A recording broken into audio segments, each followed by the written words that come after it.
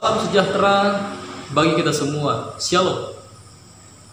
Kembali kita akan membahas pekabaran firman Tuhan pada saat ini. Dan saya rindu untuk membahas satu pelajaran dari kitab Nehemia di dalam buku Perjanjian Lama. Nehemia sendiri memiliki beberapa bagian ya dalam isi kitab ini. Yang pertama, Nehemia kembali ke Yerusalem. Saudara bisa baca di dalam Nehemia pasal 1 sampai pasal 2. Lalu berikut tembok-tembok Yerusalem diperbaiki, Nehemia pasal 3 sampai Nehemia pasal 7. Lalu hukum Tuhan dibacakan dan perjanjian dengan Allah diperbaharui dalam Nehemia pasal 8 sampai pasal 10. Dan yang terakhir yaitu kegiatan-kegiatan lain yang dilakukan oleh Nehemia. Nehemia pasal 11 dan sampai pasalnya ke-13. Kalau bagian pertama sampai bagian ketiga daripada isi kitab Nehemia ini kelihatannya gampang, tetapi sebenarnya agak sulit, saudara-saudara. Yang dilakukan oleh seorang Nabi Nehemia, dia ini adalah Nabi yang sangat tegas dalam Alkitab. Dia melakukan banyak hal perubahan ya, ketika bangsa Israel pulang dari Babel. Luar biasa, dia lakukan hal-hal yang merubah segala perilaku-perilaku yang tidak baik dari orang-orang Israel di zaman dulu. Ya, kalau isi tiga bagian ini kelihatannya gampang, tapi mari kita lihat kegiatan-kegiatan apa saja yang dilakukan oleh Nehemia sehingga dia mengubah tatanan kehidupan orang Israel yang dulunya sudah jauh daripada Tuhan, akhirnya kembali berubah. Mari kita lihat, saudara-saudara, pelajaran-pelajaran penting ini. Nah, saya beri judul renungan pada saat ini adalah kesetiaan orang Israel diuji dalam tiga hal. Saya ambil dalam pasal yang ke-13, Nehemia pasal yang ke-13. Bangsa Israel diuji dalam hal persepuluhan dan persembahan.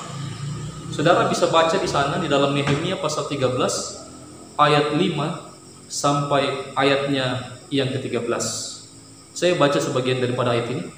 Persembahan dan persepuluhan daripada gandum, anggur, dan minyak yang menjadi hak orang-orang Lewi, para penyanyi dan para penunggu pintu gerbang, dan persembahan khusus bagi para imam. Saudaraku, keadaan umat Israel pada zaman Nehemia, yang pertama bahwa keadaan rohani sementara menurun drastis.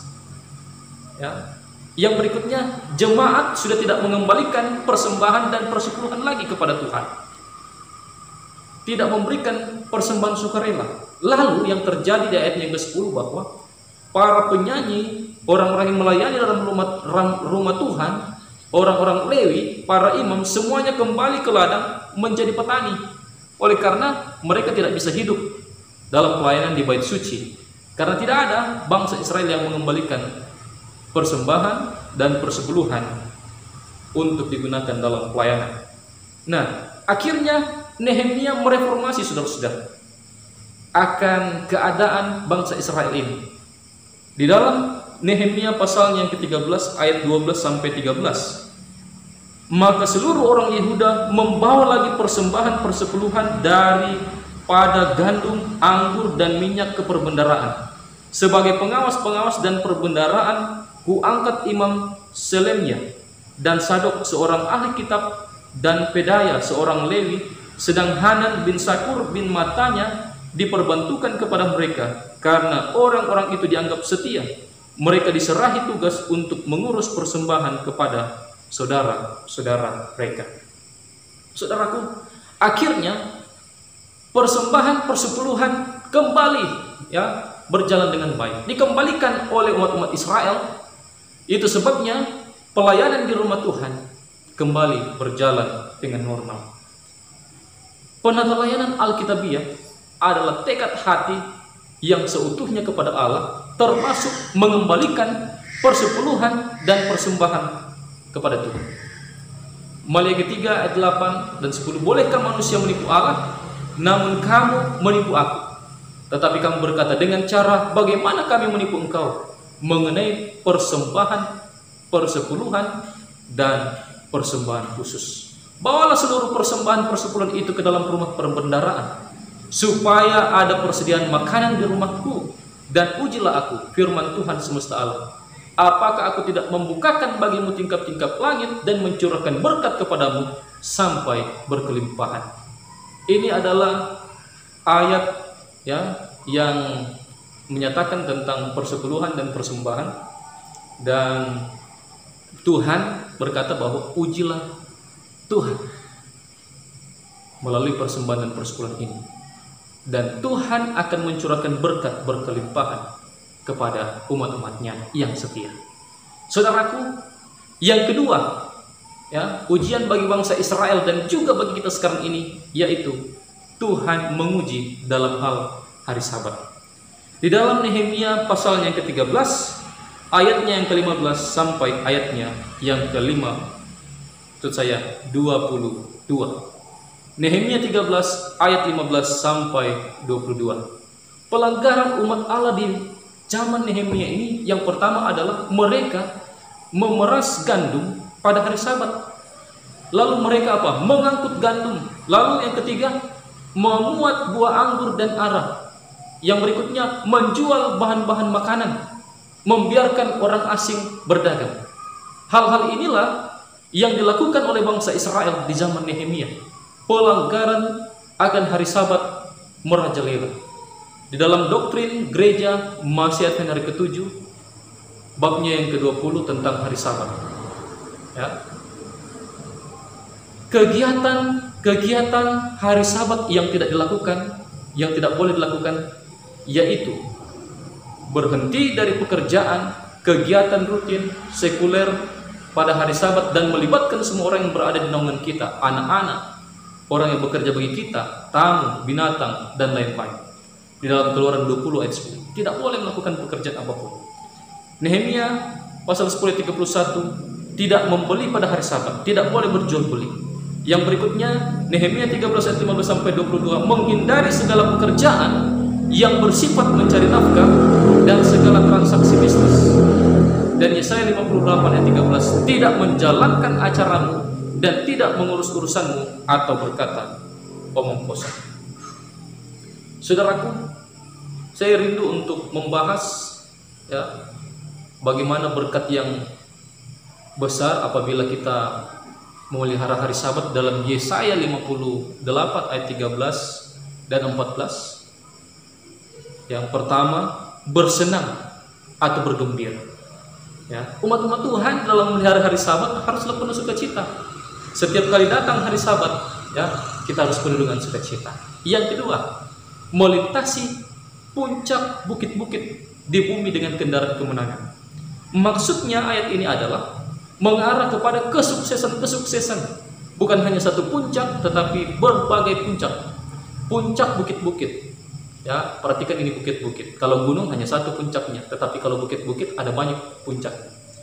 Kita di atas dunia ini sebagai umat Tuhan, Tuhan akan memberikan berkat, ya, keberhasilan di dalam karir kita, keberhasilan di dalam pekerjaan kita, Tuhan akan berikan. Dan bukan hanya itu, berkat yang lainnya yaitu Tuhan akan memberikan memberi kau makan dalam milik pusaka Yakub, yaitu tanah Kanaan.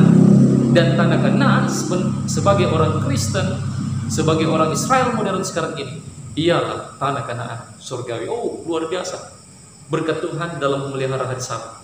Sayangnya hal ini juga banyak orang Kristen, khususnya gereja Masyiatkan hari ke-7, jatuh di dalam berbagai-bagai pelanggaran akan hari Sabat. Mari kita selalu mengingat ini bahwa kita diuji juga dalam hal yang Nehemia lakukan. Ya, tadi pelanggaran-pelanggaran berkat. Sekarang yang Nehemia lakukan di dalam Nehemia 13 ayat 21, mengancam dengan kalimat kupukul kau. Oh, luar biasa. Dari awal khotbah ini saya sudah katakan bahwa Nehemia adalah orang yang tegas. Dia sampai mengancam, sampai kupukul atau kukenakan tangan kepada engkau. Ya, saudara bisa baca di dalam ayat 21. Lalu pintu gerbang disuruh untuk dijaga. Bahkan dari jam 5 sudah harus dijaga, tidak boleh lagi dibuka. Perbaktian Sabat kembali diadakan sebagaimana sedia kala. Yang ketiga, umat Tuhan diuji di dalam Nehemia 13, yaitu mengenai pasangan hidup. Nehemia pasal 13 ayat 23 sampai ayatnya yang ke-27. Keadaan pada zaman Nehemia, orang Yahudi mengambil istri orang asing,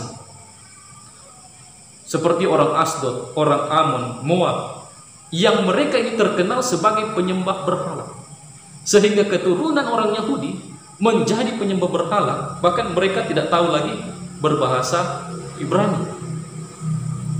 Dalam 2 Korintus 6 ayat 14, janganlah kamu merupakan pasangan yang tidak seimbang dengan orang-orang yang tidak percaya.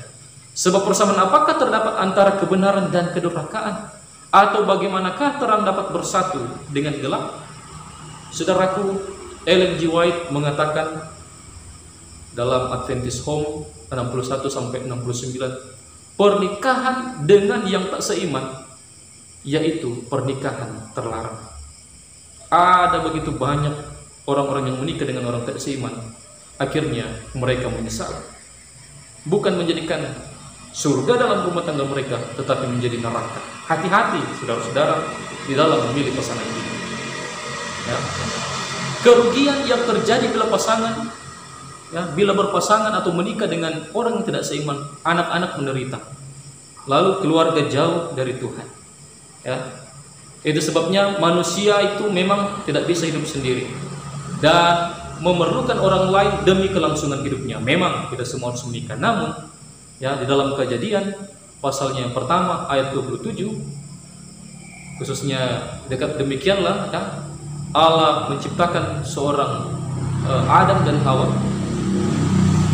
menciptakan yang seimbang ya. Lalu Kejadian pasal 1 ayat 27 tadi, sekarang Kejadian pasal 2 ayat 18. Lalu Tuhan berkata, tidak baik manusia hidup seorang diri. Aku akan membuat teman yang cocok atau yang sepadan untuk membantunya. Ya, menjadi penolong bagi Adam. Dan saudara-saudara, hal inilah penting bagi kita. Lalu di dalam memilih pasangan hidup, kita harus mempertimbangkan beberapa hal. Yang pertama, iman. Ya. Yang kedua, kematangan pribadi. Biar beriman tapi belum matang secara pribadi, masih labil, orang kata ya, orang katakan masih labil, harus dipertimbangkan. Yang berikut, temperamennya. Yang berikut, apakah dia bertanggung jawab. Ya, saudara-saudara yang terkasih dalam Tuhan, 3 hal umat-umat Tuhan diuji dalam 3 hal tadi, di dalam masa atau zaman Nehemia. Ya, kita lihat yang pertama tadi, masalah persembahan dan persepuluhan. Sangat penting bagi kita untuk memperhatikan hal ini, setia kepada Tuhan dalam penata pelayanan. Yang kedua, masalah hari Sabat. Ya, dan ini juga menjadi tantangan bagi kita kan di akhir zaman ini. Dan yang ketiga yaitu pasangan hidup. Nehemia pasal 13 sudah mencatat akan hal ini. Marilah kita perhatikan betul hal ini. Saya mengajak kepada orang tua untuk mendidik anak-anaknya setia pada hari Sabat dari kecilnya, setia persepuluhan dari kecilnya, dan pantau betul pergaulan mereka supaya mereka benar-benar memilih pasangan hidup yang seiman sehingga mereka berbahagia. Saudaraku yang terkasih dalam Tuhan, demikianlah pembahasan firman Tuhan pada saat ini. Kiranya Tuhan memberkati kita semua dan menjadi berkat bagi kita. Amin.